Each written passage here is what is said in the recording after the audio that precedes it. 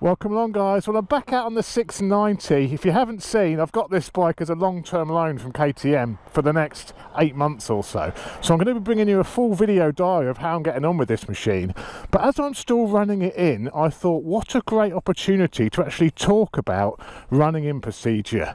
There's lots of different theories out on the internet as to which method you should take. Let's just talk you through one of my preferred ways of doing it. Let's go.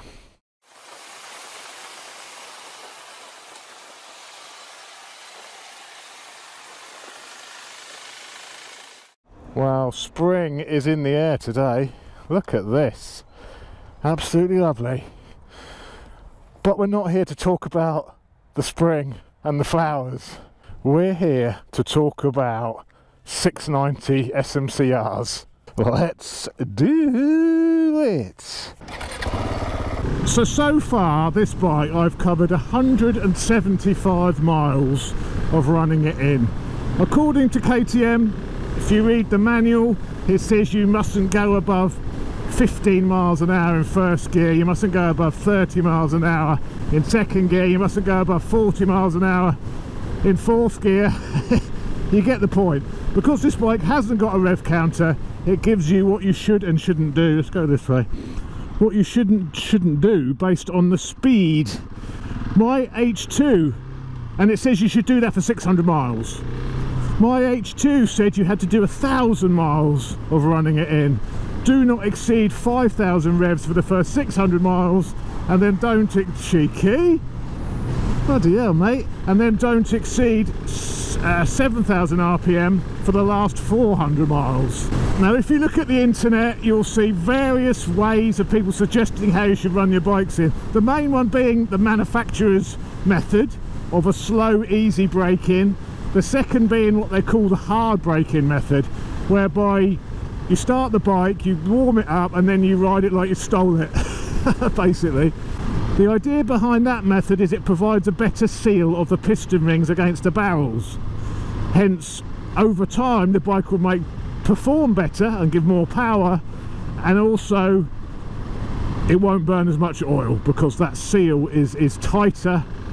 There's very little scientific evidence out there to actually help you make a decision of which approach to take. The best bit of science I've seen behind this was actually done by the Motorcycle magazine in the States, where they took two identical CB500 motors and then run one in gently and the other one in the hard method, and then took them all apart, examined them afterwards, and saw and to check what tolerances with the pistons were, to see what wear there was internally on the engines.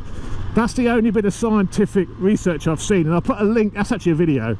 I'll put a link to that video below, so take a look at that. Their conclusion was that on that engine they couldn't see any difference in wear or anything between the two methods of breaking that bike in, which is very interesting. The flaw with that, of course, is it's just a little CB500. It's not a high performance motorcycle. Now, I know everyone has their own different methods of doing this, and I'm never going to please everyone, and no one's ever going to agree with me that my method is correct. People will swear by the hard braking. You can't please everyone with this subject, but my take of it is the hard running. It may give better short-term results, but what's it going to be like longer term when the engine's got 10-20,000 miles on it? And the fact the purpose of running a bike in isn't just to seal the piston rings to the barrels. You're running in the whole bike. You're bedding the tyres in, you're bedding the brakes in, you're wearing the gearbox in as well. By doing the hard braking, I think you're putting a lot of stress on the other bike components.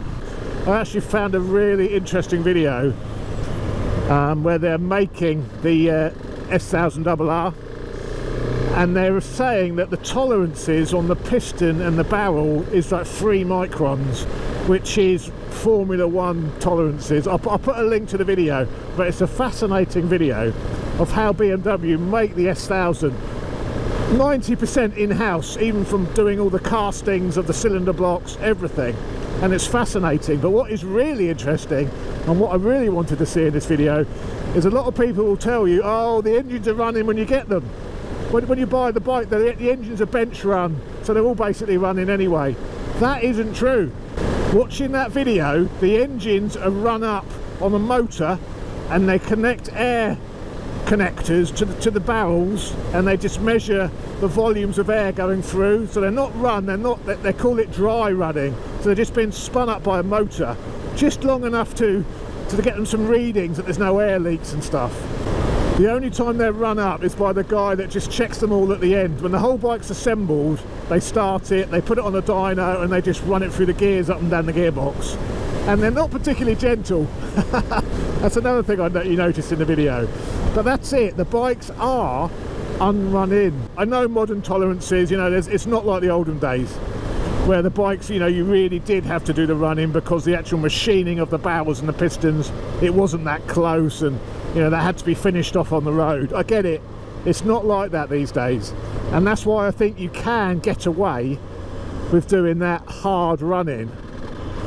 But for me, that it doesn't quite sit right, and I just prefer to be a little bit more gentle with the whole rest of the bike as well. And it gives I think you've got a lot more peace of mind knowing that you've run a bike in like that. When it's all done, yeah, it's the first 600 miles are painful, but then when you look back, you can think, oh, that was done properly.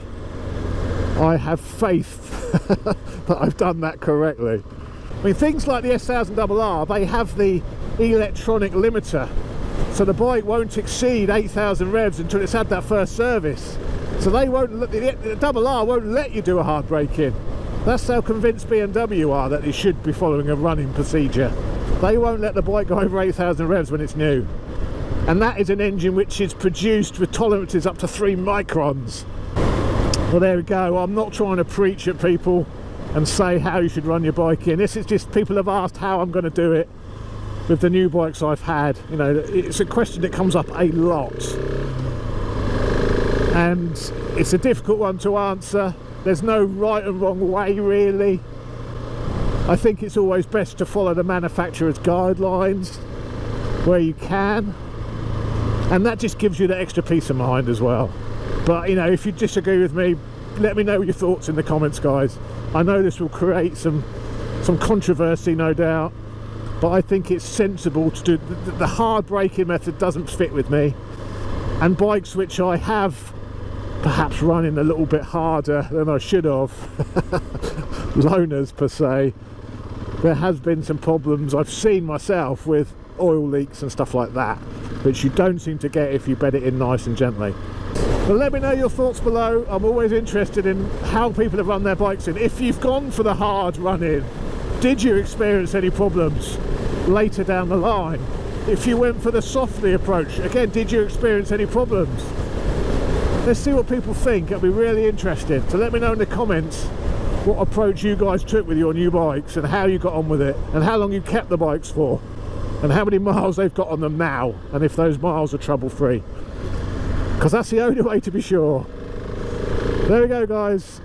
I'll be out again on the 690. I'm going to do regular updates on this bike. The next one will probably be when it goes back for that first service. I'll try and whack out those 600 miles. I want to then also get the suspension set up on this, get the sag set up, because that's another important thing when you bought a new bike, setting up the suspension for your weight. So I'm going to do a video about that as well. But stick around, stay tuned, ride safe, and I'll speak to you soon. See you later, guys. This is power level 1, which is full power.